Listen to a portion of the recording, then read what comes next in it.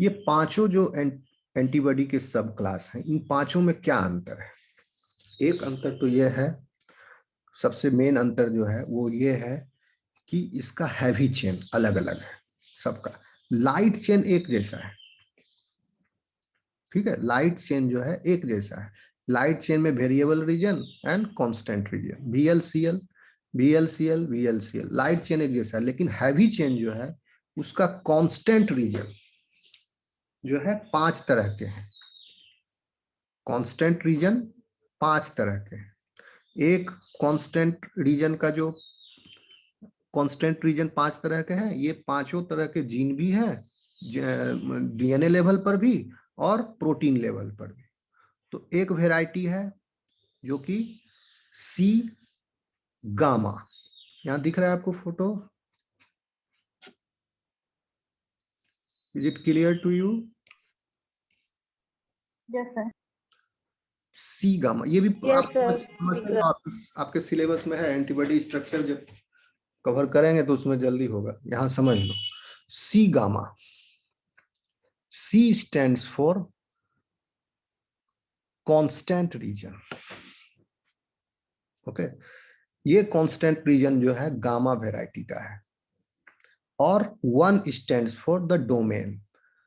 So there are 3 constant region domains and all these 3 are gamma type. So C gamma 1 constant region है, C gamma 2 variable region तो हजारों करोड़ों तरह के हो सकते हैं, ठीक है। ये constant region जो है वो 5 तरह के हैं।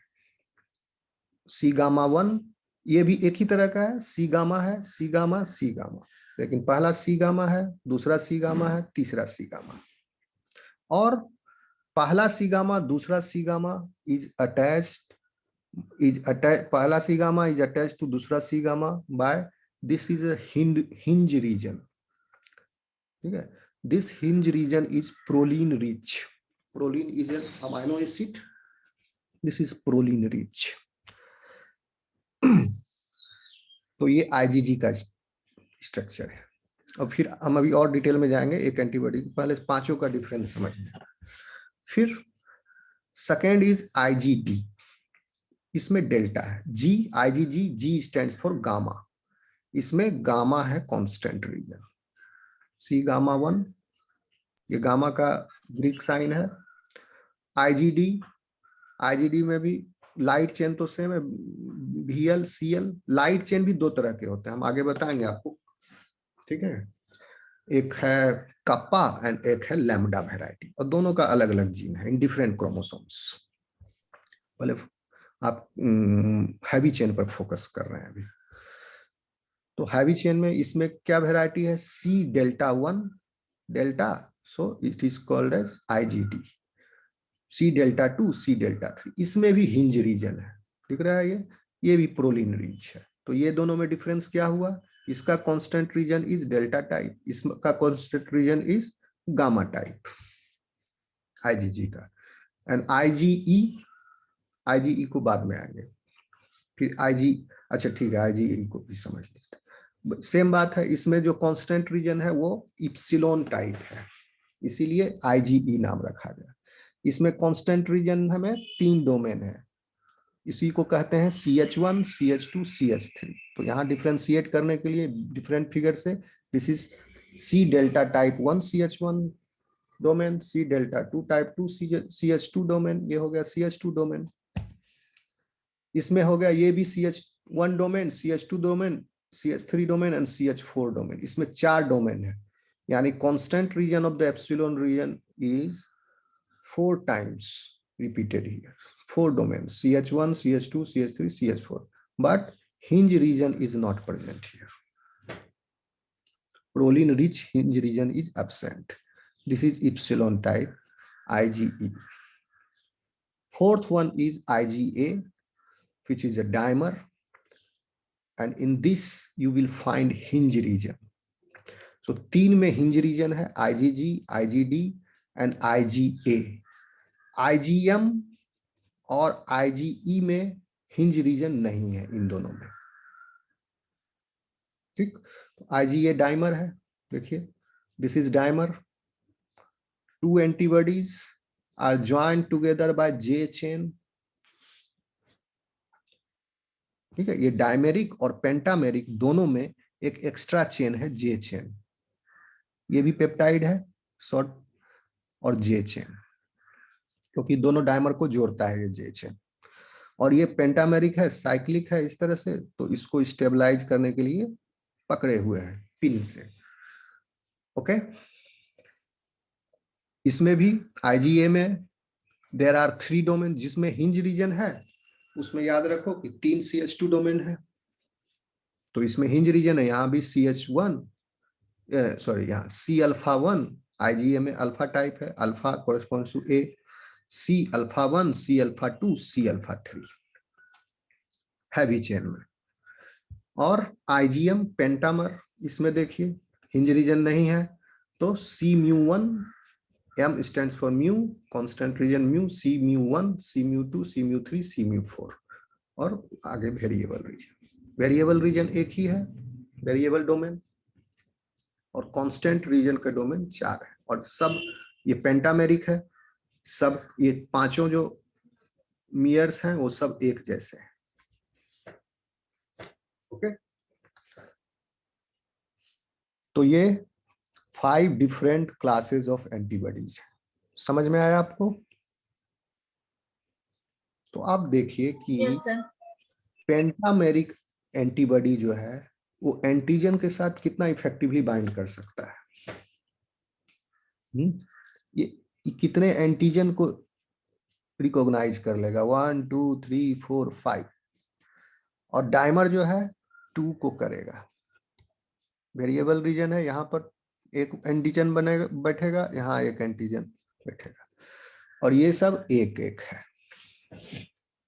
ओके, अब देखिए इसका डिटेल में IgG का स्ट्रक्चर। इससे आपको एक यूनिट जो है, यानी ये एक यूनिट हुआ, एक यूनिट, ये सब में एक एक यूनिट है, इसमें 2 यूनिट है, इसमें 5 यूनिट है, तो एक यूनिट का स्ट्रक्चर हम देखते हैं। Can you see this?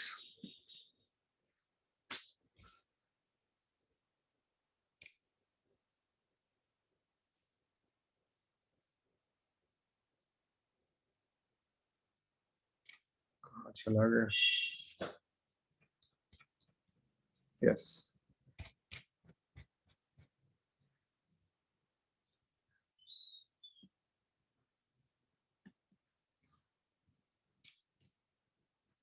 दिख रहा है photo?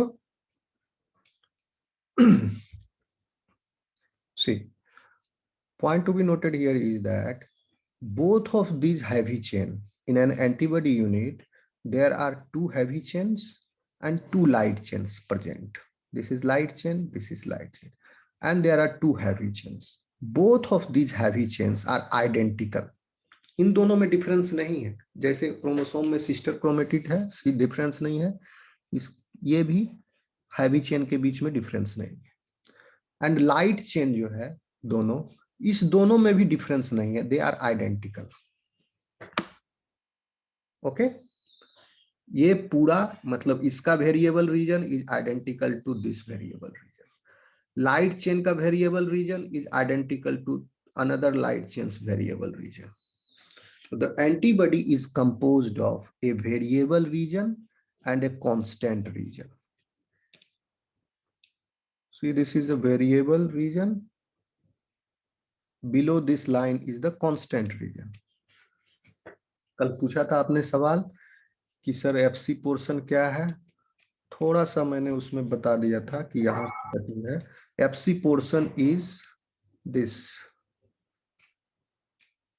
If the antibody is digested with suitable enzyme, and at this hinge region, proline rich region, it is digested at this region, then what you obtain is 2 Fab fragments, 2 Fab fragments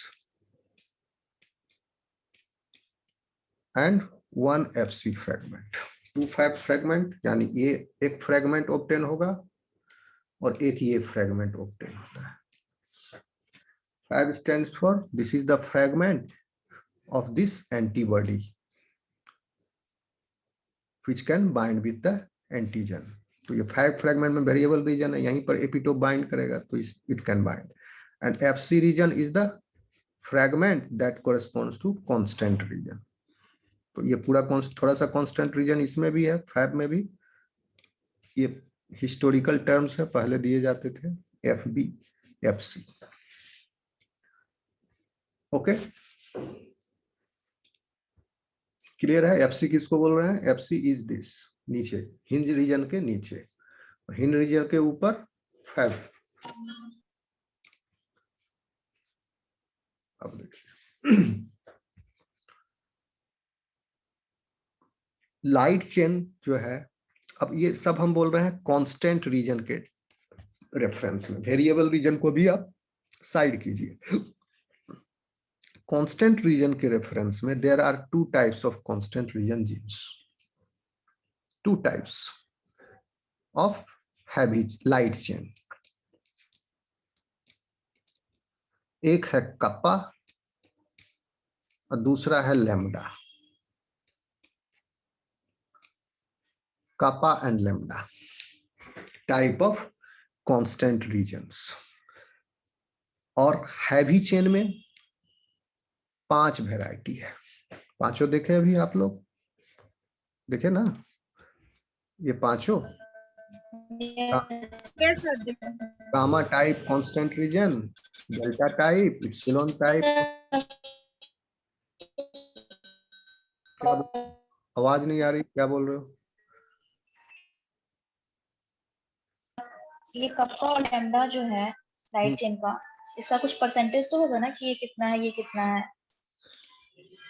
इसका percentage मतलब 2 different varieties of है। Okay, percentage आगे देखेंगे। तो क्या दोनों? एक antibody में दोनों में से कोई एक ही रह सकता है। Okay, and this generates another level of diversity. अभी आप लेवल ऑफ डाइवर्सिटी देखोगे, कितना मल्टीप्लाई होता है डाइवर्सिटी, अब देखते जाओ कैसे जनरेट होगा ये करोड़ों तरह का डाइवर्सिटी, आगे हम लोग देखेंगे। ठीक है, कापा और lambda type of heavy chain regions है ऑफ द लाइट चेन। ये लाइट चेन का हैवी, लाइट चेन का कांस्टेंट रीजन्स है। ओके, और हैवी चेन के constant region, different types of constant region genes हैं, सी गामा, सी delta और सी epsilon, सी, ये पांचों तरह का।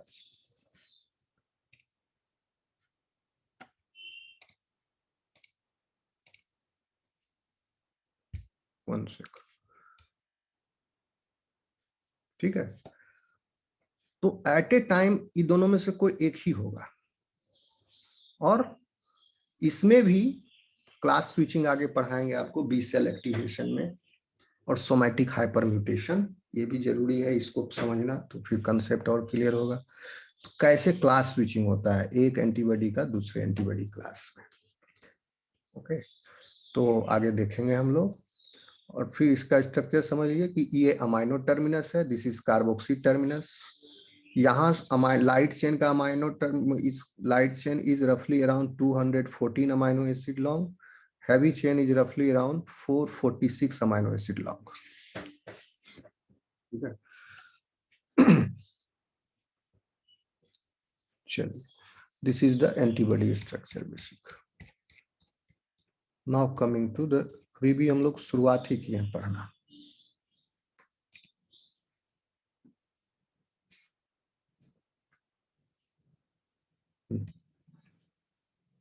फोर्थ पॉइंट में Tonegawa and his colleagues showed that the antibody light chain was encoded in the germ line by not one but 3 families of gene segments separated by kilobases of DNA. अब फिर यहाँ confuse नहीं करोगे, अभी हम 2 type का बताए, light lambda कपा, वो है कांस्टेंट रीजन के वेराइटीज। ओके, लेकिन जब लाइट चेन बनेगा तो उसमें लाइट चेन में क्या था, variable region plus constant region. Constant region जो है क्या है, 2 तरह के हैं, और लाइट चेन जो है सॉरी वेरिएबल रीजन जो है that is composed of V segment, J segment, V and J segment.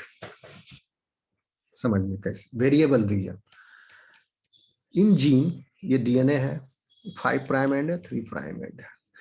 There are thousands of variable region segments. यहाँ 3 दिखाया है, इधर अपस्ट्रीम में और भी कई सारे thousands, and there are thousands of J segments.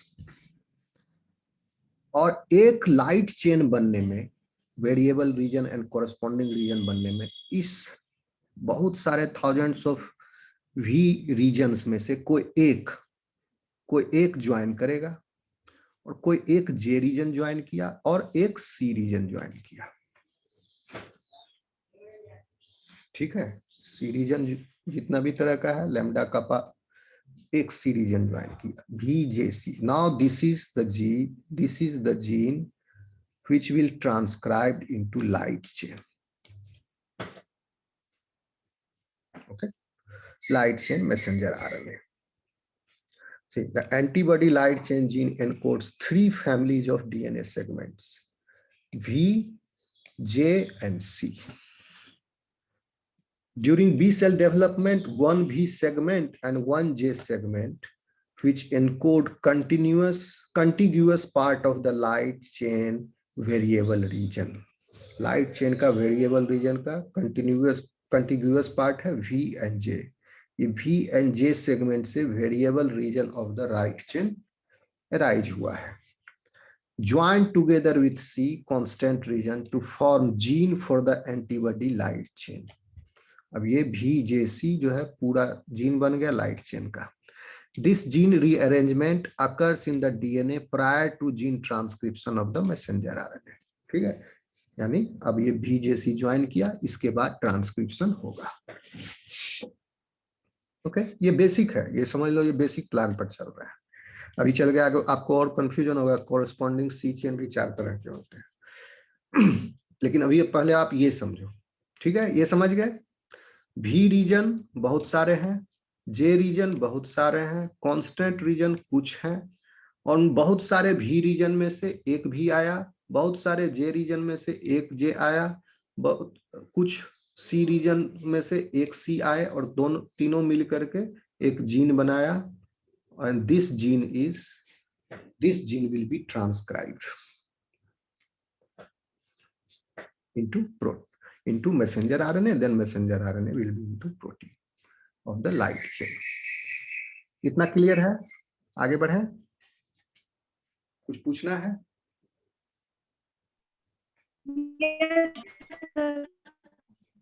पूछना है कुछ? सर ये सिर्फ लाइट चेन का है ना? ये लाइट चेन का बता रहे हैं.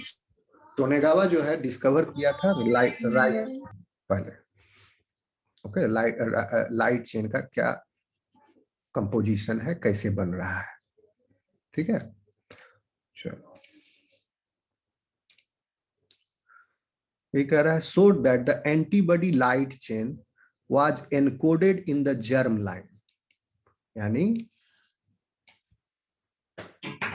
1 second है.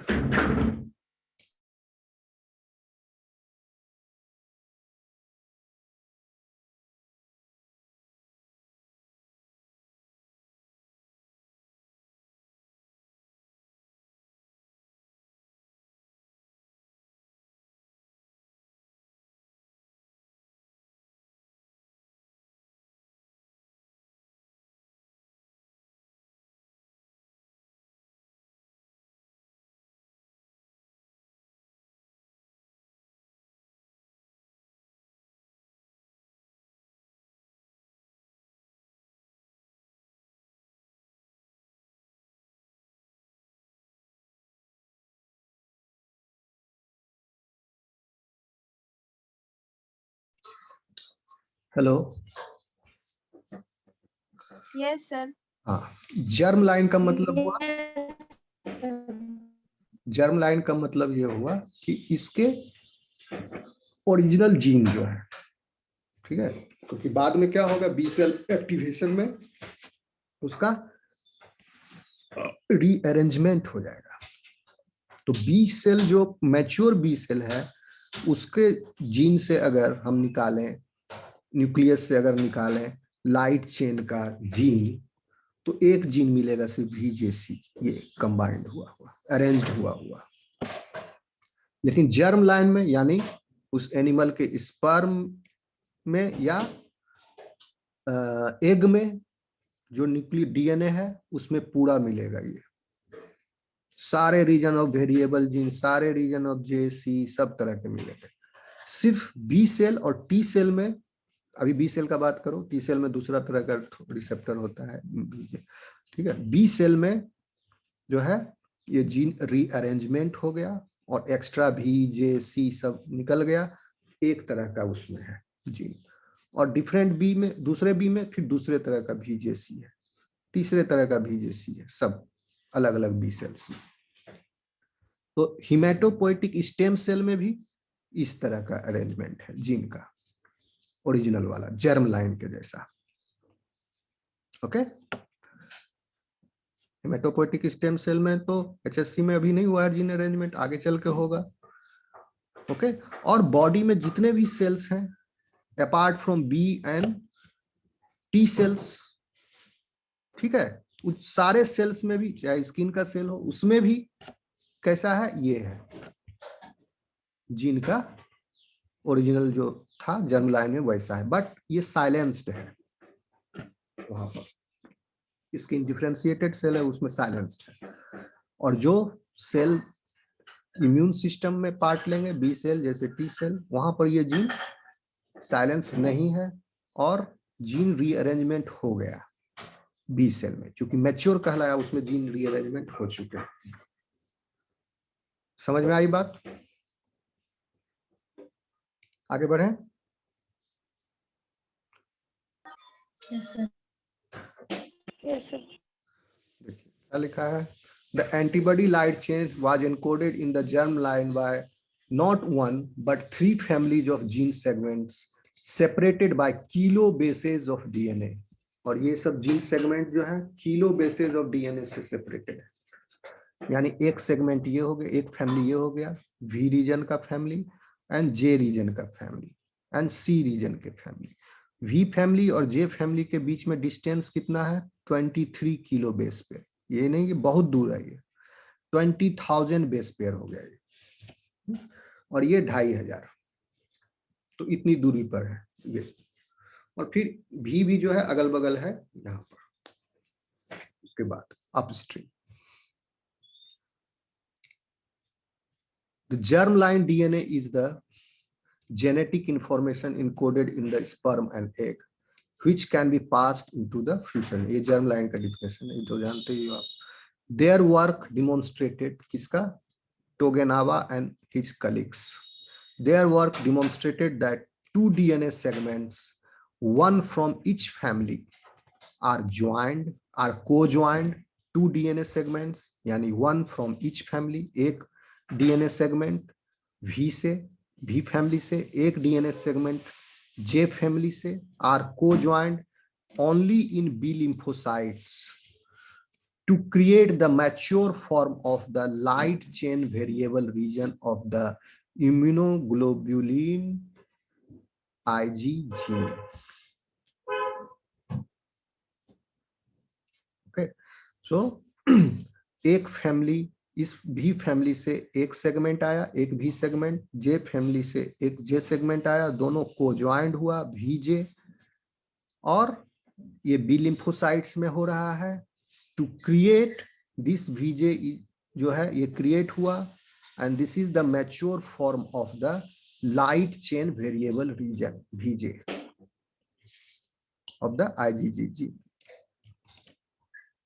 तो ये टोनेगावा का फाइंडिंग था, बहुत बड़ा फाइंडिंग था ये जीन रीअरेंजमेंट का। फर्स्ट टाइम एक्सपेरिमेंटली ही प्रूव्ड इट। अब देखिए, a third segment encodes the constant region C of the gene. Different combinations of segments are used in each B cell to create the diverse repertoire of light chain receptor genes। तो हजारों ये तरह के हैं भी, ये भी बहुत सारे हैं, ये भी कई सारे हैं, और सब का कॉम्बिनेशन बना के कितना वैरायटी ऑफ लाइट चेन बन सकता है। तो यहाँ पर एक लेवल ऑफ डाइवर्सिटी जनरेट हुआ, बहुत सारा लेवल अभी डाइवर्सिटी जनरेट हुआ, यहाँ पर एक लेवल जनरेट हुआ, एक मैग्नीट्यूड हो गया यहाँ, ठीक है। Subsequent experiments have shown that all of the B and T cell receptor genes are assembled from multiple gene segments by similar rearrangements. So अब हम लोग ये जानते हैं, बहुत सारा एक्सपेरिमेंट हो चुका है कि B और T सेल रिसेप्टर जीन्स जो है वो एक, जैसे ये जीन है, यह जीन बना बहुत सारे सेगमेंट से के रीजॉइनिंग होने से।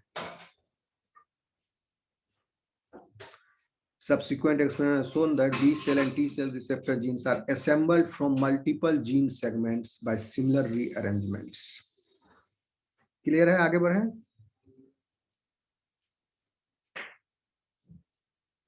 कुछ पूछना है?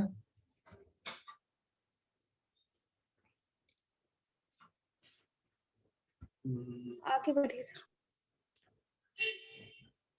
The unique genetic rearrangements of T and B cell receptor gene segments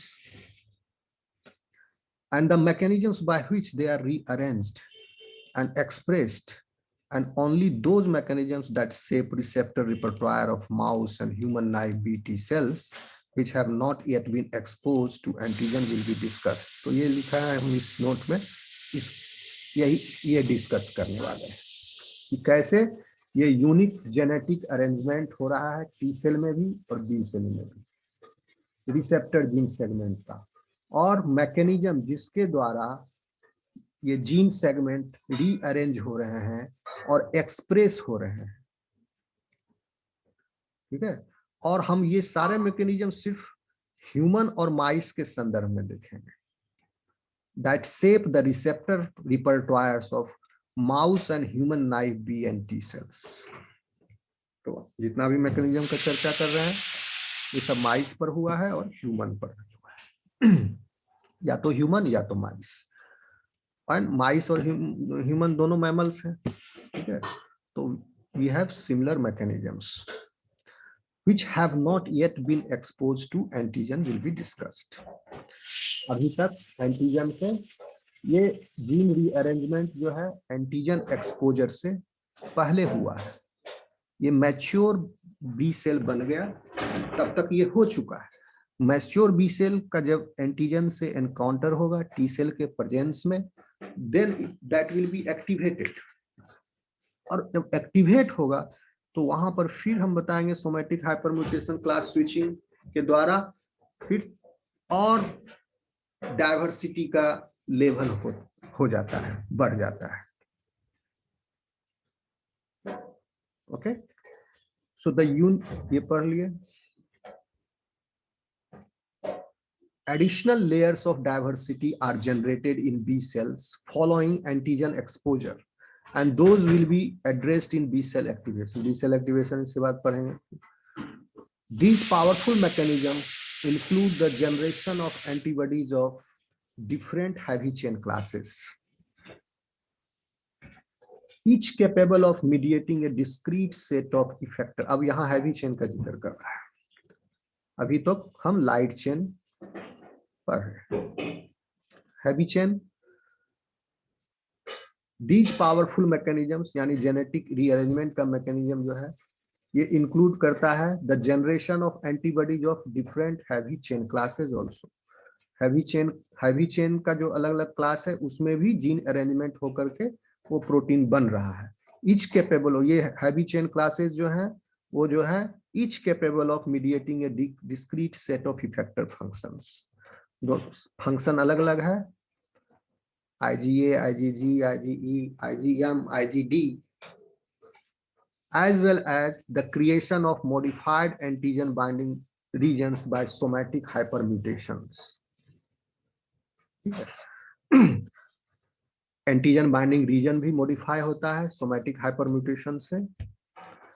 यही सोमैटिक हाइपरम्यूटेशन है, सोमैटिक सेल में हाइपरम्यूटेशन हो रहा है, ये सोमैटिक हाइपरम्यूटेशन होता है B cell activation followed by antigen driven selection, यानी एंटीजन ड्रिवन सिलेक्शन होने के बाद सोमैटिक हाइपरम्यूटेशन होता है. Both these processes are triggered in human and mouse B cells only after antigen contact. Both these processes means antigen somatic hypermutation and class switching. ये दोनों चीज आपको हम इसके बाद पढ़ाएंगे, सोमैटिक हाइपरम्यूटेशन एंड क्लास स्विचिंग. तो कहने का मतलब हुआ कि हैवी चेन क्लासेस के भी अलग अलग जीन सेगमेंट्स हैं and they will be rearranged. आगे बढ़े. Yes, sir. See, the puzzle of immunoglobulin gene structure. अभी भी पजल सॉल्व नहीं हुआ है. ये टोकेनावा, क्या नाम है इसका, टोनेगावा. हाँ, टोनेगावा के एक्सपेरिमेंट के बाद, लेकिन कुछ हद तक उसने पजल सॉल्व कर दिया. The immune system relies on a vast array of B cell receptors, you know this, that possess the ability to bind specifically to a correspondingly large number of potential pathogens. The first indication of the immense size of antibody repertoire was provided by immunologists using synthetic molecules to stimulate antibody production. And they discovered that antibodies can discriminate between small synthetic molecules differing in as little as a position of an amino acid or hydroxyl group on a phenyl ring. कहने का मतलब हुआ, पहला indication हमको मिला कि ये immense size है एंटीबॉडी रिपर्टवायर का, बहुत ही large variety of antibody specificity है इम्यूनोलॉजिस्ट को using synthetic molecules. Synthetic molecule को इंट्रोड्यूस किया, उसके बाद भी सिंथेटिक मॉलिक्यूल के अगेंस्ट भी एंटीबॉडी प्रोड्यूस हो रहा है. तो दैट मीन्स कि एंटीबॉडी और सिंथेटिक मॉलिक्यूल्स में भी, एक सिंथेटिक मॉलिक्यूल है, दूसरे सिंथेटिक मॉलिक्यूल है, दोनों के बीच में सिर्फ अगर हाइड्रोक्सिल OH ग्रुप का भी डिफरेंस है, अगर सिर्फ एक OH का, then also this antibody is capable of, antibody diversity is capable of differentiating them. Suppose the differentiating them, अगर एक अमाइनो और एक हाइड्रोक्सिल ग्रुप का भी डिफरेंस रहा उसके फिनाइल रिंग में तो भी, या एलिफेटिक रिंग में तो भी. ओके, तो कहने का मतलब हुआ कितना ज्यादा एंटीबॉडी डाइवर्सिटी है, इसका हमको यहां से अंदाजा मिलता है. ओके, आगे बढ़े. Yes, sir. If the immune system can discriminate between small molecules that it had presumably never encountered during evolutionary selection, and that differ in such subtle ways, then it was reasoned the number of potential antibodies must be very large indeed. समझ गए?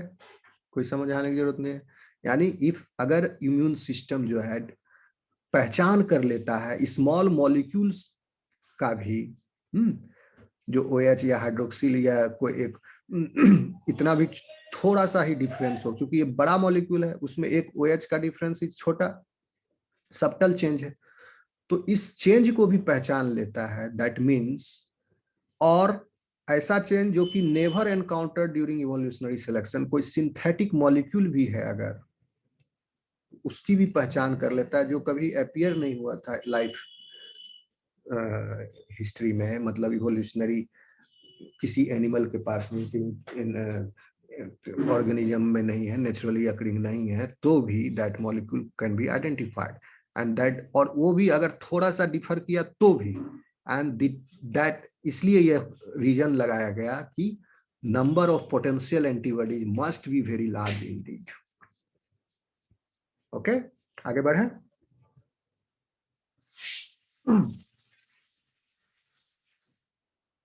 Third point समझ में आया? Yes, sir. Okay. जैसे जैसे हम point by point चलते चलेंगे, ठीक है ना। जब पॉइंट क्लियर हो जाए तो बोल दो सर क्लियर, 4 पॉइंट क्लियर, आगे बढ़ते चले। जिसको क्लियर नहीं हो वो रोक के पूछो, ओके। ऐसा नहीं कि एक दो स्टूडेंट ही क्लियर क्लियर, जिसको नहीं क्लियर नहीं तो मैं समझूंगा कि सबको क्लियर है। देखिए 4th पॉइंट है, a series of experiment conducted in 1970s and early 1980s, यानी ये टोगेनावा ही किए हैं। Estimated the number of different BCRs, B cell receptors, generated in a normal mouse immune system to be at least 10 to the power 7. नहीं टोगेनावा नहीं है, और बहुत सारे कलीग्स होंगे उनके। To be at least 10 to the power 7. But we know that estimate was many orders of the magnitude too small. तो इन्होंने मैथमेटिक्स लगाया इन्वेस्टिगेटर्स ने कि antibody BCR B cell receptor का डाइवर्सिटी कितना होगा माउस में या ह्यूमन में। तो ये 10 पर पावर 7 1 करोड़ वैरायटी का हो सकता है, मैथमेटिकल इन्होंने कैलकुलेट किया तो। बट इससे भी कहीं ज्यादा है, ये तो छोटा संख्या है 1 करोड़, ओके। अब देखिए 5th point, 4th point clear है? Yes, sir. 5th में investigators trying to make sense of IG genetics, immunoglobulin genetics, sense बना रहे हैं कैसे ये बन हो रहा है। अगर ये 10 to the power 7 भी है एंटीबॉडी टाइप, तो 10 to the power 7 जीन्स नहीं हो सकते ह्यूमन जीनोम में, वो बहुत ही छोटा हो जाएगा, उसके लिए बहुत सफिशिएंट है 10 to the power। आप लोग जान लो कि रफली अराउंड इन ह्यूमन हैव, पहले ये था, this was thought that it is, पता नहीं अभी करंट नॉलेज क्या है, ये घटते रहता है संख्या।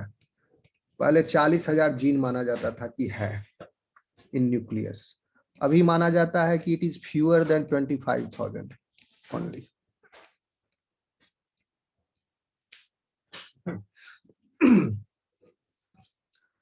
तो इतना जीन 1 करोड़ पॉसिबल नहीं है। Investigators trying to make sense of IG genetics were also faced with additional puzzle. Protein sequencing of mouse and human antibody heavy and light chains revealed that first amino terminal, यानी 110 amino acid of the antibody heavy and light chain are extremely variable among different antibody molecules. Antibody का structure दिखाया है आपको, see this. Light chain में कितना amino acid है? 214 है ना, दिख रहा है आपको? Yes, sir. ये दो Yes, sir. यह लाइन दिख रही है आपको, दिस लाइन? Yes, sir. इस लाइन तक 110 अमाइनो एसिड है। तो कांस्टेंट रीजन में हो गए कितने? 104, तब ना हुआ दोनों?